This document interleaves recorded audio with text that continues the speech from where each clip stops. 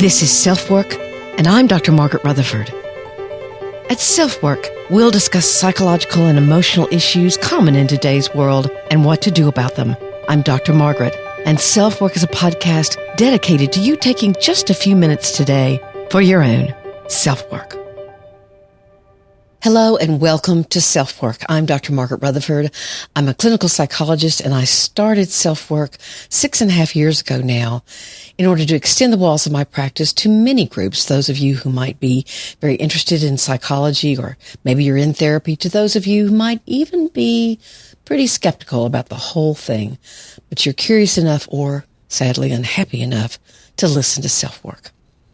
You know, sometimes the very decision on what to talk about here at SelfWork seems difficult, as the possibilities are endless, really. But since May is Mental Health Awareness Month, I wanted to do something special, although any month is Mental Health Awareness Month for me.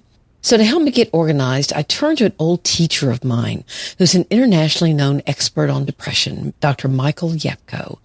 I took some time and listened into one of his YouTube presentations on the current research in depression and what the best thinking is about its causes and its treatment. I'll have that YouTube presentation linked in the show notes. It was like going back and talking to an old teacher from your high school. I took several of his trainings years ago, maybe 8 or 10 years into me being a therapist. He's a cognitive behavioral guy, so focuses a lot on mental bad habits or errors in thinking.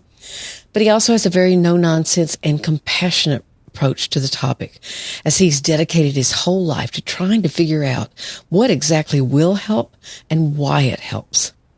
So his talk was on the 5 most common mistakes that depression can hold, and that's what I'm going to talk about. But of course, I'll add my own 2 cents, and we'll talk about how to combat them. I'll add in some of my own experience and some stories so that hopefully you can try and see if you're making any of those mistakes, whether or not you consider yourself depressed or not. For the listener email response this week, I'm going to comment on a review that was left on Apple for SelfWork. A kind of, quote, "I was really looking forward to listening but got disappointed," kind of review, end of quote. I'm hoping to address what I thought were the listeners' comments, as I could very well see what had disappointed them. So I dug a little deeper and will let you know what I found. But before we go on, Bioptimizer's product, Magnesium Breakthrough, has a new offer. So let's hear what it is and how this supplement can help you.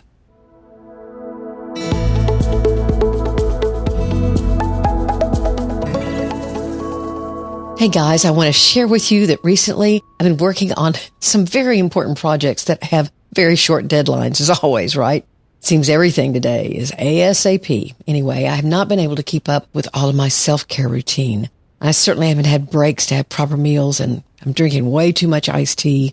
I was starting to get really stressed out when I remembered that the Magnesium Breakthrough I take every night is also a great support for stress management. I'd kind of forgotten that. In fact, magnesium is responsible for over 300 body reactions, and Magnesium Breakthrough is the only magnesium formula that delivers all 7 different forms of magnesium. I didn't know there were 7 forms. One of them being feeling more calm, centered, and in control of our stress. If you're trying to balance life demands, give it a try. Trust me, your mind and your body will thank you for it.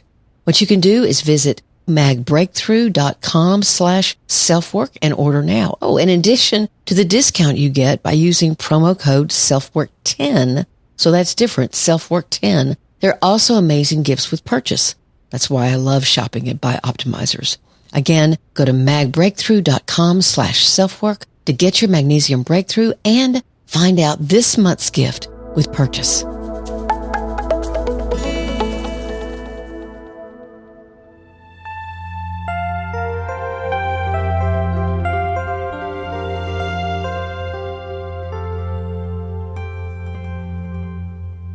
The training I received in graduate school was very diverse as far as actual people I was trying to treat, and I loved it. I started for 1.5 years interning at a Texas state hospital a few miles outside of Dallas. Then I went to a rehab facility, then to a family therapy institute, and then to doing work at Parkland Hospital in Dallas on a traumatic burn unit, in the ER Psychiatric Triage Center, the Epilepsy Center, and the Hospital Outpatient Center. Interns there were also used for what's called consult liaison. We'd be called in to assess people who were in the hospital for medical reasons, but were also showing signs of mental illness, PTSD, depression, anxiety, whatever. It was a fascinating exposure to the extremely wide spectrum of mental illness that exists, and I got a much deeper understanding of how people cope with distress, trauma, and illness than if I'd, say, worked in a student center at a college. Now, I'm not knocking that, especially these days. The younger generation's struggle with depression is killing them as their iPhone screen plays more and more into their sense of isolation and pressure. But for the late 80s and early 90s, that was way before iPhones even existed. I loved the training I got and the diversity of people I saw. What I immediately began to understand was how some people can go through really horrible experiences and they don't get depressed. They don't have PTSD. And then some do. This is not about weakness or anything having to do with that. It's simply a question that comes to mind that's so fascinating. And that's really what Michael Yapko was talking about in this YouTube presentation. He spent his whole life trying to understand why this is. He's the author of several books for clinicians, but also several for the public, like Depression is Contagious and Breaking the Patterns of Depression. I was drawn to take his seminars because he was so solution-focused, meaning he wanted to help people learn the skills they needed to not become depressed or to prevent relapse from depression. And you all know I'm very drawn to what you can do about it.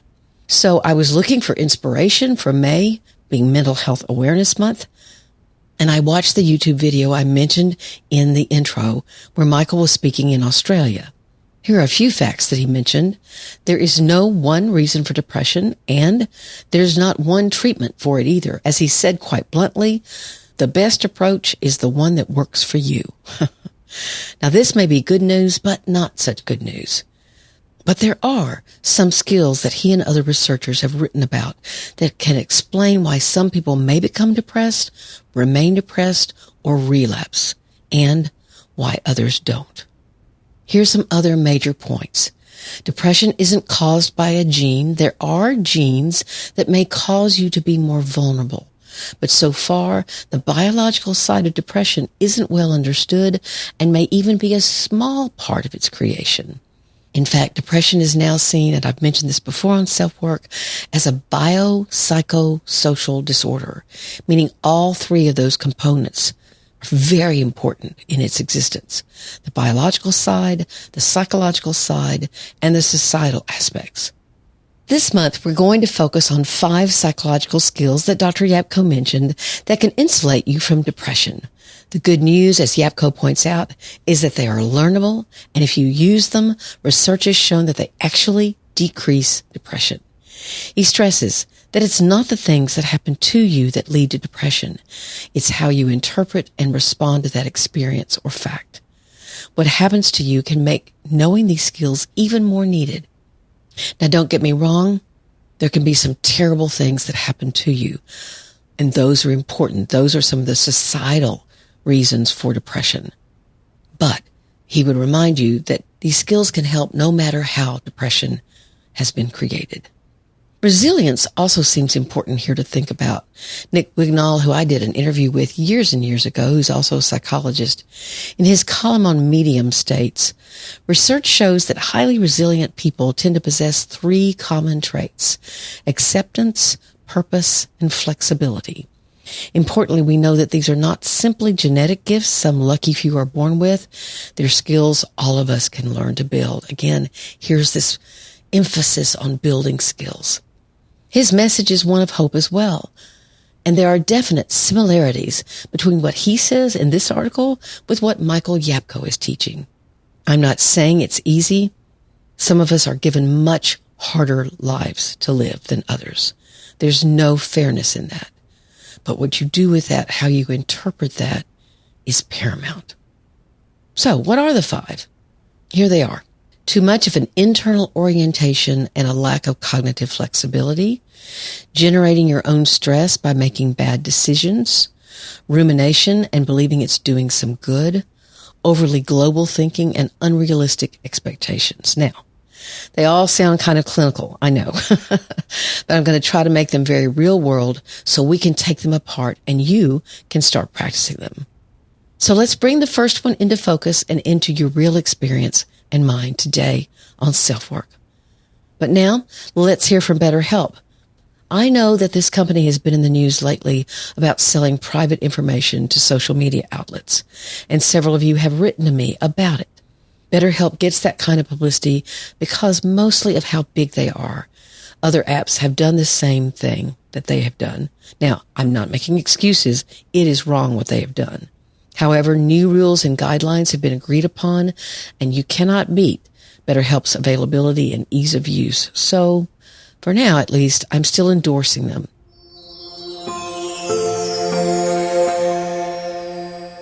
"2022 is ending, which was a hard year for many, as they're trying to heal from the impact of the pandemic. And now we're welcoming 2023, with more people than ever needing help with anxiety and depression.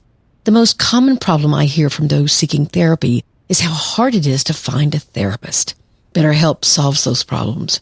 After you make the first contact, their standard is to offer names of therapists to you in less than 2 days, and you can talk to them in a first session to see if it's a good fit. If so, you're on your way. But if not, rather than going through an awkward call or email, you simply let BetterHelp know, and they'll ask what it was you didn't like and find someone else for you. You can text, chat, or talk virtually. All of those avenues are open to you. I'm a therapist because I got good therapy. I know how much of a difference it can make. I reached out, and so can you. Here's BetterHelp's offer for self-work listeners. 10% off your first month of sessions if you use this link, BetterHelp.com/selfwork. There's never a better time than today to reach out and get help. BetterHelp.com/selfwork.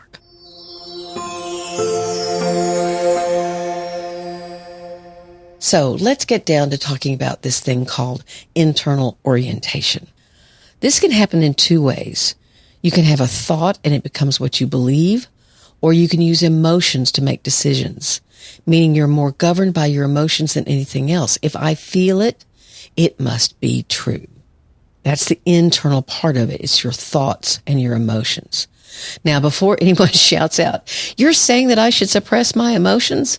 That my hurt and anger and disgust and fear doesn't matter?" No, that's not what I'm saying. Hell, I wrote a book about the danger of perfectly hidden depression, which is all about pushing away feelings that are vital to connect with and staying in tight emotional control.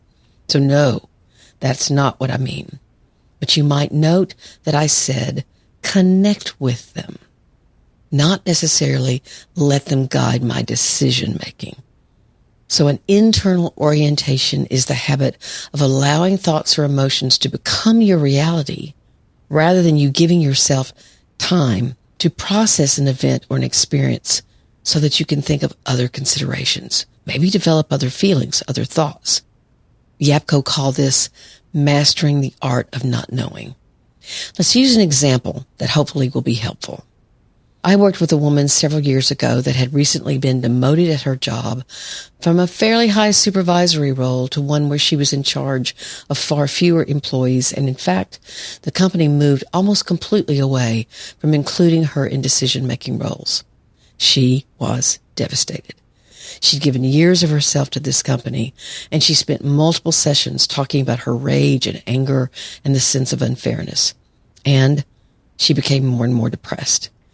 She admitted being known as a perfectionist, but at the same time felt as if she'd run her teams effectively. She put off other life choices as she was highly professionally driven, and so the despair she now felt was intense. Not only that, but she was the primary wage earner in her family, so that caused its own problems. What I'd admired about working with her was that along the way she'd known that she had some problems interacting well with others, and had attended several training workshops to look at just what she could learn that would help her be more effective. So I saw her as really having the capacity to be honest with herself. If we look at her, let's call her Deborah. If we look at Deborah's situation as a means of learning about what leads to depression, I don't think any one of us would say, well, Deborah didn't have the right to be angry. Of course she had reasons to be angry. But if she over-relied on that anger, if it became her sole reality, if feeling angry was the emotion that defined her, and frankly was beginning to make her feel as if she was a victim, which was playing out in other ways in her life, then that internal orientation, the focus on the anger she was feeling, wasn't going to lead her away from depression. It was going to lead her straight into it more and more deeply. Now, of course, her anger was also leading her to believe certain other things, like, they had it in for me from the very beginning. Now, I'm not saying that the culture in which she was working did not have misogyny within it. It definitely did. I'd heard about this from other females who were in that culture. But her anger was leading her elsewhere. For example, this is my husband's fault because my stress level is so high I didn't do my best work. Again, there was stress in the marriage, which was very high, and bad financial decisions had been made by both of them. But how is she building a case, an internal orientation toward becoming more depressed due to her anger? So I began to ask her, so if you weren't so angry, if you could somehow put that anger aside for a moment, what else might you feel? And what thoughts might be tied in with those feelings? She replied almost instantaneously, oh, I'd be very, very sad. And what's it like to feel sad? Oh, I don't like feeling sad. In fact, it makes me feel weak. Oh, so staying angry means you're holding on to control. Yeah, I can see that. And so feeling this angry has led you deeper into depression, even into thoughts of hurting yourself or getting divorced. But what you're saying is you're more comfortable with that than feeling sad? And if you could feel your sadness, connect with it, how might that change your anger? Well, maybe it softens it. Okay. And then what beliefs or thoughts does that sadness, that softness lead to? And she looked down. She said, maybe I gave my whole life to something I shouldn't have. Maybe I missed seeing something I didn't want to see. Now, this line of thought could lead to shame, which we don't want either. But hopefully you can hear by asking, what else might you feel? Or what other thoughts or beliefs might come to you? There's movement. And when there's movement, you can stay away from a deepening depression or depression even starting. Yapko calls this cognitive flexibility. I'd add that it's flexibility of thought and of emotion. Recognizing that what you're feeling or thinking can be a reaction and that other thoughts or feelings could also be present. And when you realize that, you're much more likely to be able to focus on what you want to do or how you might cope with what's happened to you. What kind of reality do you want to create from this rather than being stuck in anger and victimization? So it's cognitive and emotional flexibility that's important here. To be able to realize I'm stuck in one emotion or I'm stuck in one thought about this. What else could I think? What else could be my reality? What other emotions might I be feeling that simply aren't as easy for me to feel or admit? That's how you begin to challenge an internal orientation. You could also ask for other people's feedback about that. Ask how they see it. How might you interpret this? And get some ideas from them that are perhaps more objective than you can be.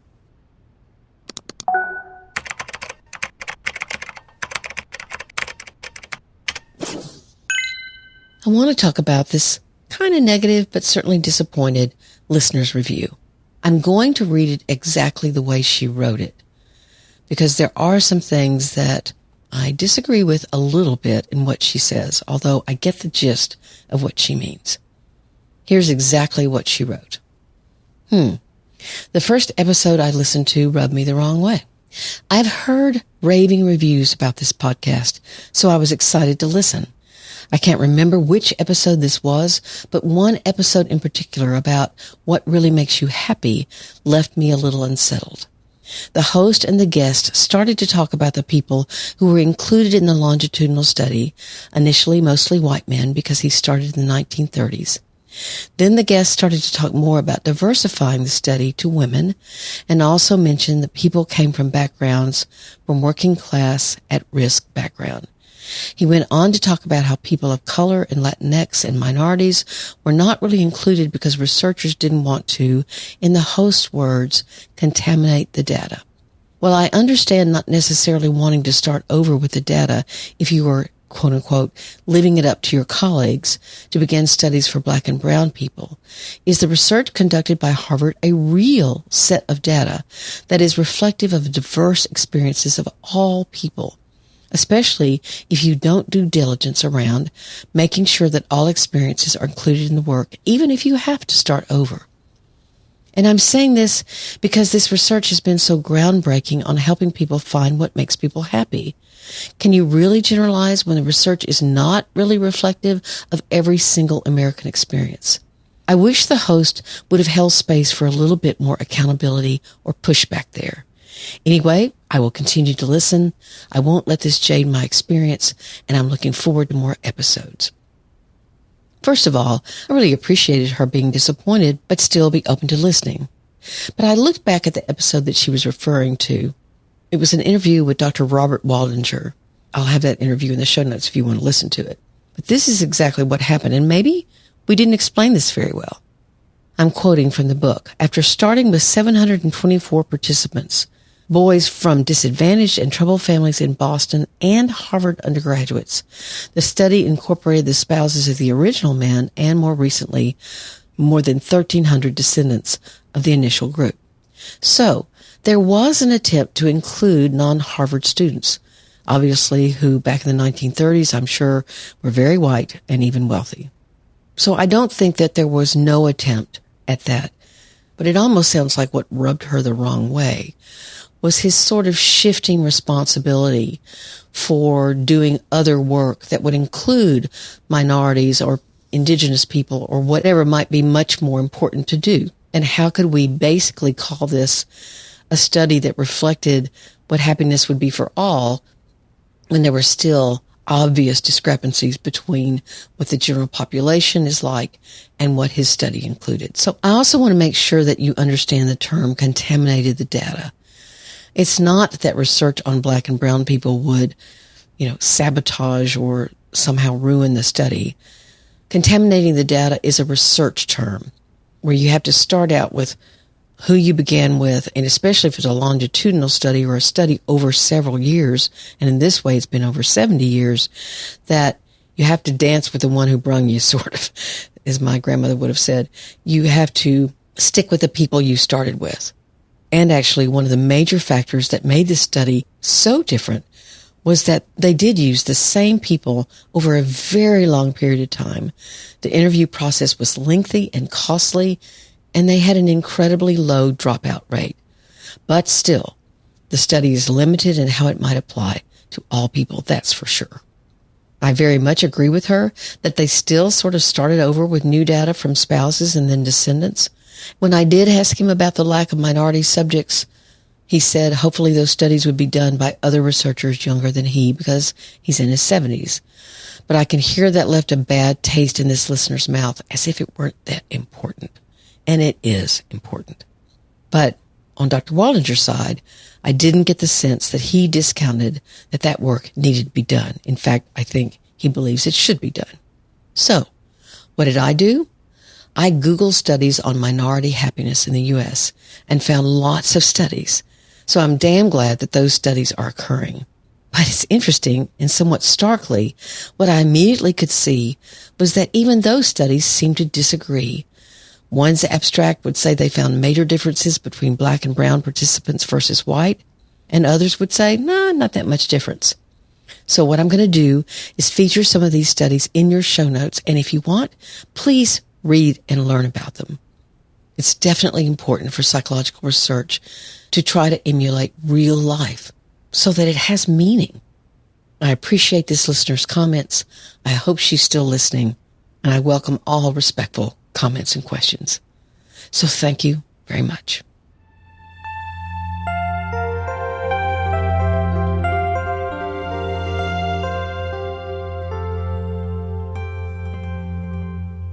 And thank you for being here. I know you have a choice. I know there are plenty of other mental health podcasts or even depression podcasts out there, and some of them are very good. So the fact that you're here with me really means a lot. We announced last week that Very Well Mind had said that SelfWork was one of the 10 best depression podcasts in 2023. I want to thank them again. Thanks to those of you who have either bought Perfectly Hidden Depression or working through it, or those of you who have read it and are leaving reviews, especially on Amazon. That's very, very special. Thank you. Someone had bought a used book and said what a great find it was and what a great read it was. And so that was wonderful. Don't forget that I'd love to speak to your group or organization. I'm looking forward to speaking to a construction group, Arkansas Asphalt Paving Association this week. I've had a nurses organization reach out to me. I've had a doctor's organization, but it can be really any profession. I've talked to creatives. I've talked to medical management folks. You know, mental health in the workplace needs to be a focus for us all. So just contact me at AskDrMargaret at drmargaretrutherford.com, and I'd love to talk to you. Thanks again for being here. Please take very good care of yourself, the ones you love, your family, and your community. I'm Dr. Margaret, and this has been SelfWork.